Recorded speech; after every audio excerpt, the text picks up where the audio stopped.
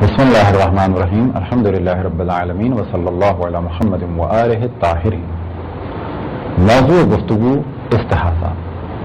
اب تک ہماری کچھ گفتگو ہوئی حیض کے بارے میں، اور پھر ہماری گفتگو ہوئی نفاس کے بارے میں، اور اب ہماری گفتگو ہے استحاضہ کے بارے میں۔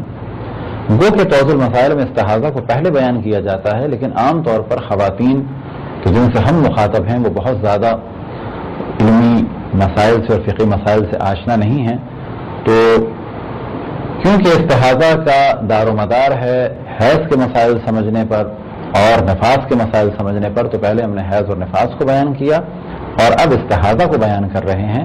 تو اب یہ ذہن میں رہے کہ جب بھی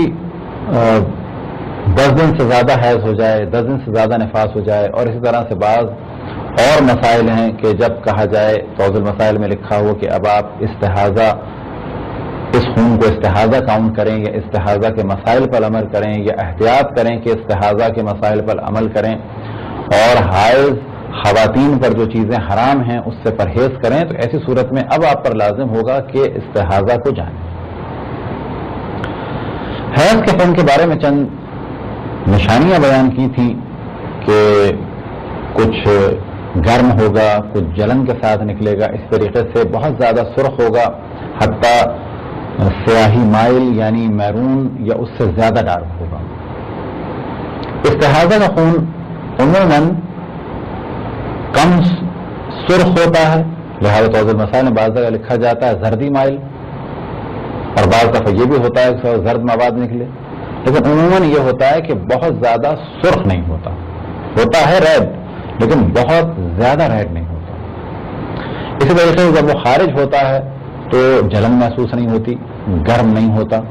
یہ ایک واضح فرق ہے خون حیض اور استحاضہ کے درمیان۔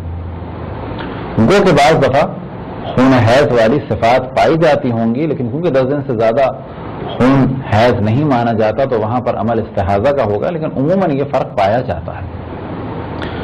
اب یہ خون جو خارج ہوتا ہے، اس کے خارج ہونے کی بنیاد پر استحاضہ میں مبتلا خواتین کو 3 اقسام میں تقسیم کیا جاتا ہے۔ وہ خواتین کہ جو قلیلہ ہیں یا متوسطہ ہیں یا کثیرہ ہیں، وہ خواتین جو استحاضہ میں مبتلا ہیں انہیں کہا جائے گا مستحاضہ۔ اور تقسیم کے اعتبار سے اور اقسام کے اعتبار سے جب اس کو بیان کیا جائے گا تو کہا جائے گا مستحاضہ قلیلہ، مستحاضہ متوسطہ اور مستحاضہ کثیرہ۔ اب یہ قلیل اور متوسط اور کثیر کا دار و مدار ہے اس خون پر اور تشخیص کا، یعنی پیمانہ جو ہے، معیار ہے کہ جو کپڑا استعمال کیا جاتا ہے اور جو روئی استعمال کی جاتی ہے۔ بس اگر کسی خاتون کو علم ہو جائے کہ میں اس وقت مستحاضہ ہوں تو اس پر لازم ہے کہ اپنی نمازوں کے لیے وہ پہلے تو یہ دیکھے کہ وہ قلیلہ ہے یا کثیرہ ہے یا متوسطہ ہے۔ یہ دیکھنے کے لیے اس پر لازم ہوگا کہ وہ اپنی شرمگاہ میں کہ جہاں سے خون نکلتا ہے وہاں پر ایک مقدار میں روئی رکھے، اور پھر اس کے بعد کپڑا یا وہ عام پیڈ جو آج کل چل رہا ہے اس کو استعمال کرے۔ اگر خون روئی کے اوپر والے حصے تک رہے تو یہ استحاضہ قلیلہ ہے، اگر خون روئی کے دوسرے حصے تک آ جائے تو یہ استحاضہ متوسطہ ہے، اگر اندر تک آ جائے، اور اگر کپڑے تک سرائیت کر جائے کہ جو لگایا ہوا ہے یا جو پیڈ استعمال کیا ہے وہاں تک پہنچ جائے تو یہ مستحاضہ کثیرہ ہے۔ یہ ہے معیار پرکھنے کا۔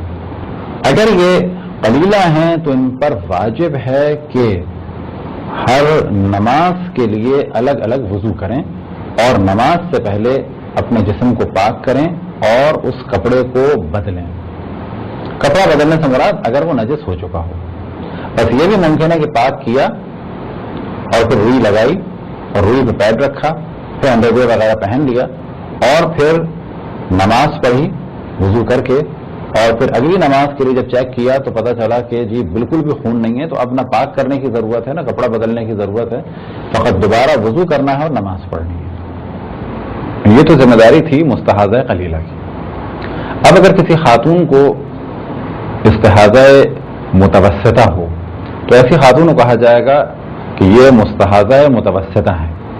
ان کی ذمہ داری یہ ہے کہ جب بھی انہیں استحاضہ متوسطہ ہو، اور استحاضہ متوسطہ کیا ہے کہ جس کی جانب پہلے توجہ دلائی کہ اگر خون اس روئی سے کہ جو شرمگاہ پہ رکھی جاتی ہے اس سے اندر داخل ہو جائے تو اسے کہا جائے گا یہ ہے مستحاضہ متوسطہ. ان کی ذمہ داری کیا ہے؟ ان کی ذمہ داری یہ ہے کہ جس وقت بھی انہیں استحاضہ متوسطہ ہو، یعنی اگر پہلے روئی پر خون آتا تھا اور اب اتنا زیادہ خون ہو گیا ہے کہ اندر تک داخل ہو رہا ہے، تو جیسے ہی اندر تک داخل ہوگا تو کہا جائے گا کہ یہ خاتون اس وقت مستحاضہ متوسطہ ہیں. اور ان کی ذمہ داری یہ ہے کہ یہ جیسے ہی یہ متوسطہ ہوں تو ایک عدد غسل کریں گی اور ساتھ ہی ہر نماز کے لیے ایک عدد وضو بھی کریں گے.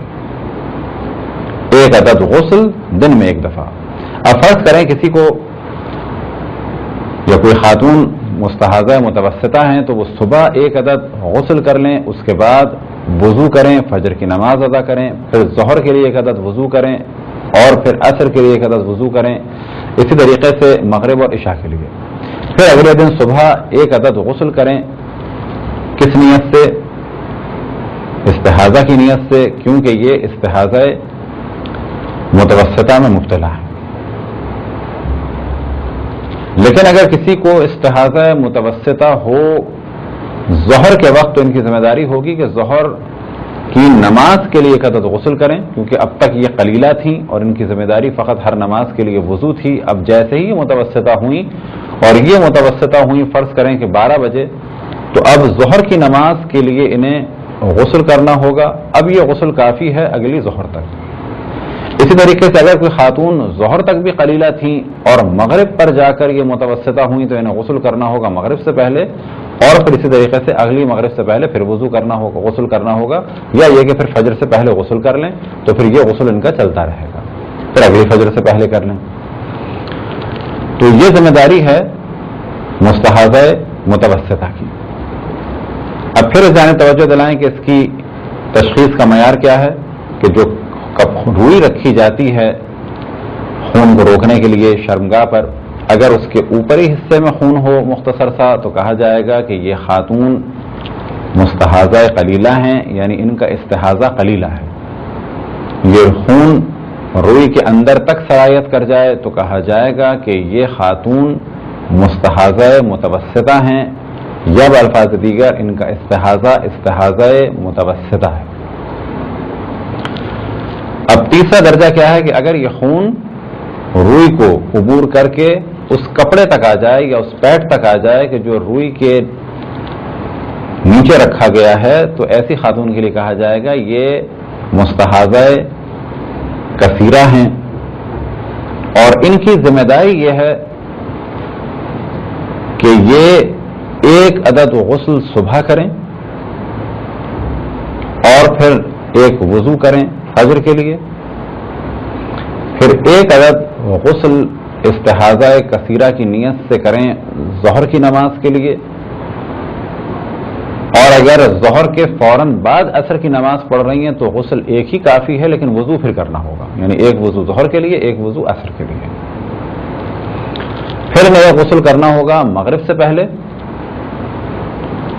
اور پھر ایک وضو کرنا ہوگا مغرب کی نماز کے لیے.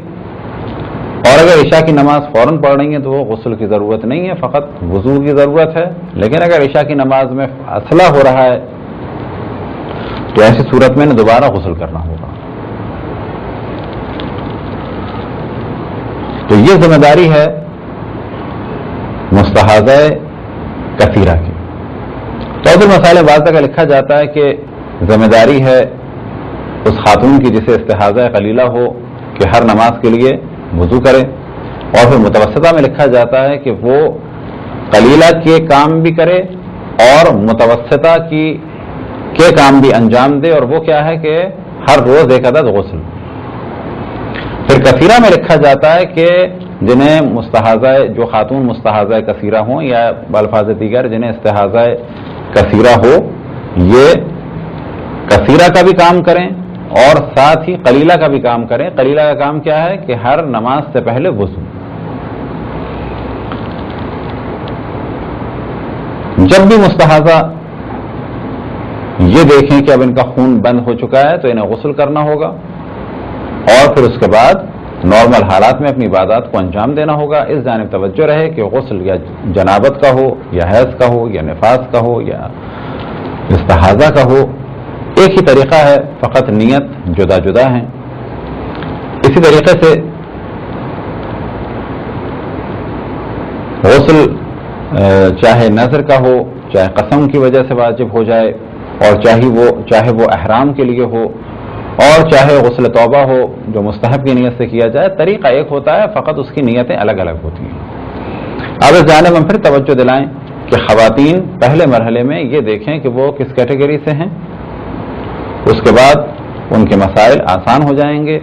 حیض کے لیے بھی یہی دیکھنا ہے انہیں کہ وہ کس کیٹیگری میں سے ہیں، مبتدیہ ہیں، مضطربہ ہیں، عددیہ ہیں، وقتیہ ہیں، یا صاحب عادت عددیہ یا وقتیہ ہیں یا ناسیہ ہیں. تو پھر آسان ہو جائے گا ان کے لیے اپنی ذمہ داری کو دیکھنا. اسی طریقے سے مستحاضہ میں مسئلہ ہے کہ وہ خواتین جو مستحاضہ ہیں ان کا بھی یہی مسئلہ ہے کہ وہ یہ دیکھیں کہ وہ کس کیٹیگری میں سے ہیں، قلیلہ ہیں یا متوسطہ ہیں یا کثیرہ ہیں. یہ تھی مختصر سی گفتگو استحاضہ کے بارے میں. خداوند تبارک و تعالیٰ سے دعا ہے کہ بحق محمد وآل محمد ہمیں اپنے رسول اپنی حجتوں خصوصاً امام زمان علیہ الصلوۃ والسلام کی معرفت اور اطاعت کی توفیق عطا فرمائے. وصلی اللہ علی محمد وآلہ الطاہرین.